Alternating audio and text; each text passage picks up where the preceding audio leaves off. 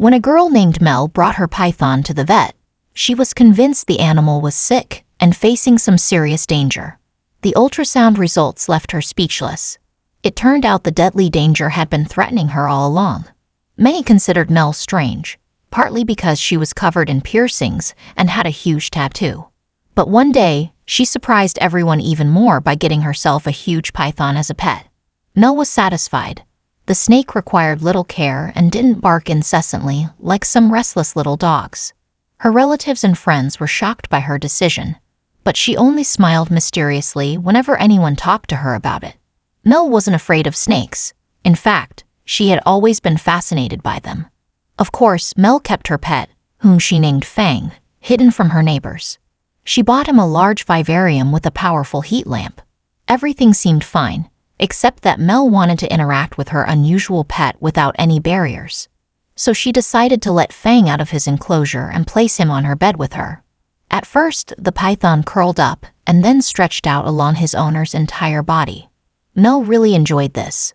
Fang was warm and soft, which brought her a sense of calm and joy. The python also seemed content. Mel decided she would let her pet out of the vivarium every evening. And that's exactly what she started doing. Soon Fang grew fond of wrapping himself around her legs.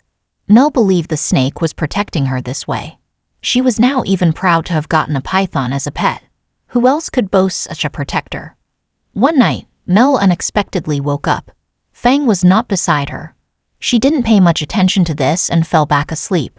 Meanwhile, Fang lay on the floor, but in the morning, he returned to the bed and, as usual, coiled around his owner's legs.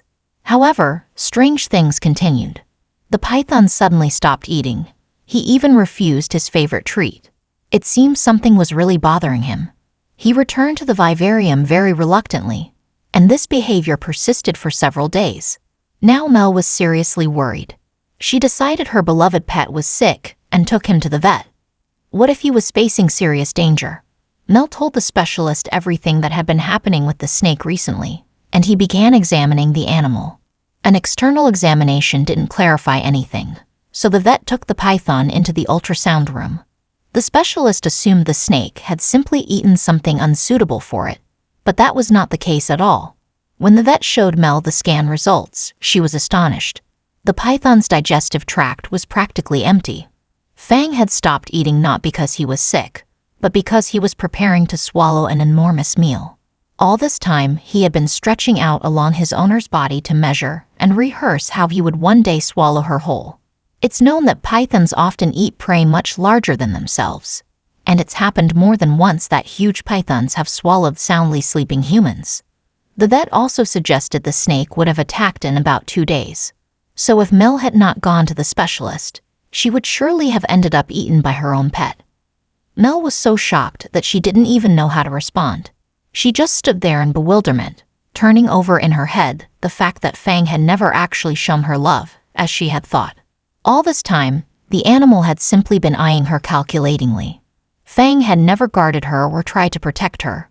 It had always perceived her only as potential prey. It was difficult to accept and come to terms with this. So what happened next? Perhaps it will seem strange to some, but Mel did not get rid of Fang. She simply returned him to the vivarium, securely locked the enclosure, and moved it far from her bedroom. However, Mel still wanted to believe that snakes could become great pets. Maybe she had just been unlucky. No, wait. She had been lucky after all.